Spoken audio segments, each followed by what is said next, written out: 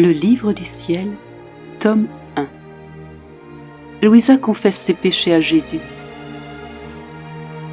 Mon bien-aimé Jésus, qui ne nous refuse jamais rien concernant notre progrès spirituel, me dit un jour d'une manière qui était plus condescendante qu'à l'accoutumée. Aujourd'hui, je veux agir moi-même comme ton confesseur. Tu me confesseras tous tes péchés.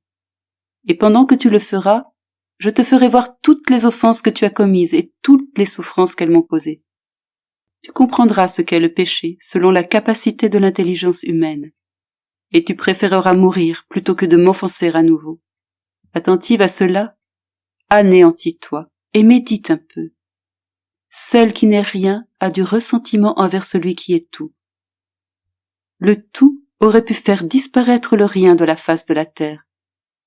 Le rien est assez infâme pour se dire contrarié par son créateur, malgré le fait qu'il a été plus que toléré, mais aimé. Reviens de ton néant, et avec des sentiments d'amour, récite le Confiteor. En entrant dans mon néant, j'ai découvert toute ma misère et tous mes péchés. Me retrouvant en la présence royale du Christ, mon juge, j'ai commencé à trembler comme une feuille. Je n'avais pas assez de force pour prononcer les paroles du Confiteor. Je serais resté dans cette grande confusion, incapable de dire un mot si mon Seigneur Dieu, Jésus-Christ, n'avait pas infusé en moi une nouvelle force et un nouveau courage, en me disant « Enfant de mon amour, n'aie pas peur, car même si actuellement je suis ton juge, je suis aussi ton Père. Prends courage et allons de l'avant. » Confuse et humiliée, j'ai récité le Confiteor, et me voyant complètement couverte par le péché, j'ai saisi la gravité de mon affront à mon Seigneur pour avoir entretenu en moi des pensées de vrai orgueil.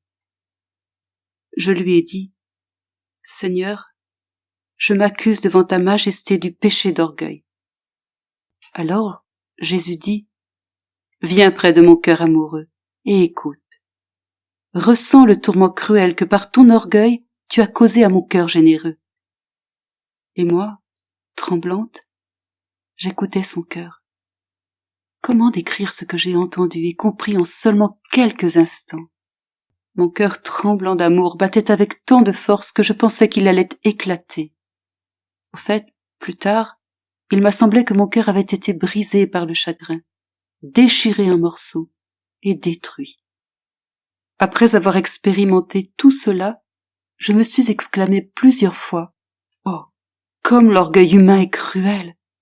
Il est si cruel que s'il en avait le pouvoir, il irait jusqu'à détruire l'être divin. » Ensuite, j'ai imaginé l'orgueil humain comme un ver très laid au pied du grand roi. Il se lève et se gonfle de manière à se faire croire qu'il est quelque chose.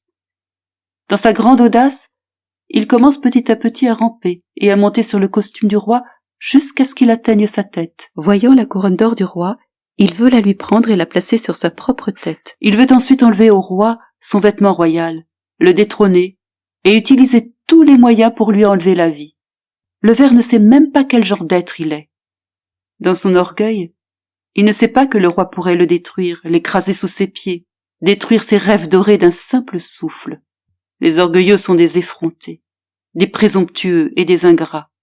Victimes de sottes illusions et avec leur tête gonflée par l'orgueil, ils s'insurgent avec indignation et passion contre ceux qui sont moins orgueilleux qu'eux. C'est moi que j'ai vu dans ce ver laid et misérable au pied du divin roi.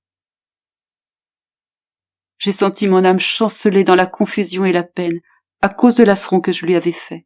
Mon cœur expérimenta l'agonie terrible que Jésus souffrit à cause de mon orgueil. Après cela, Jésus me laissa seul. Je continuai à méditer sur la laideur du péché d'orgueil. Je ne peux pas décrire la grande souffrance que cela me causa. Quand j'eus bien réfléchi sur ce que Jésus m'avait dit, il revint et me fit continuer ma confession, tremblante plus qu'avant. Je confessais les pensées et les paroles que j'avais entretenues contre ces désirs exprimés, et aussi mes péchés d'omission.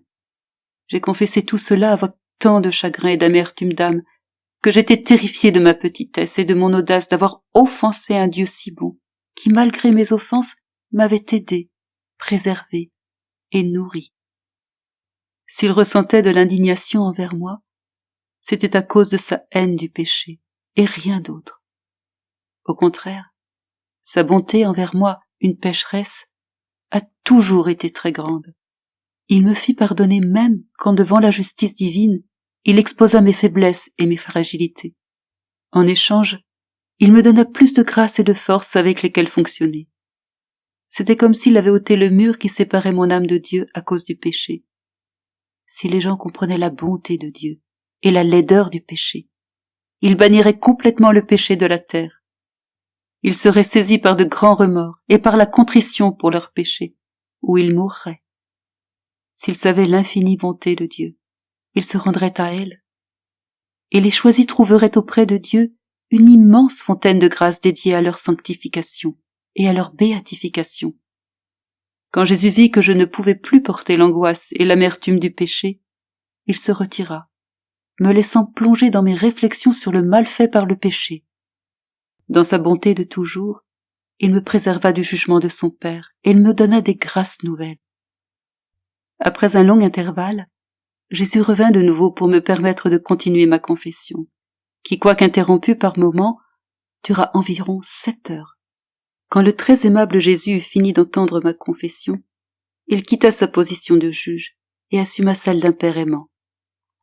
J'étais habité par la constatation inexorable que mon chagrin, pourtant grand, était insuffisant à me faire expier comme je le méritais pour mes offenses perpétrées contre mon Dieu.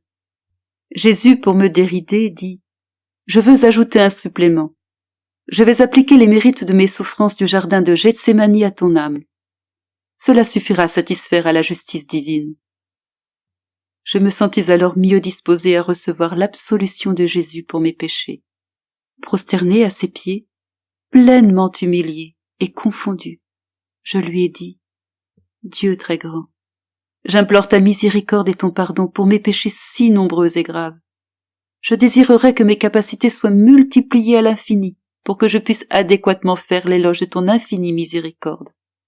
Ô Père céleste, pardonne le grand affront que je t'ai fait en péchant contre toi, et daigne me donner ton paternel pardon. » Il me dit alors « Promets-moi de ne plus jamais pécher.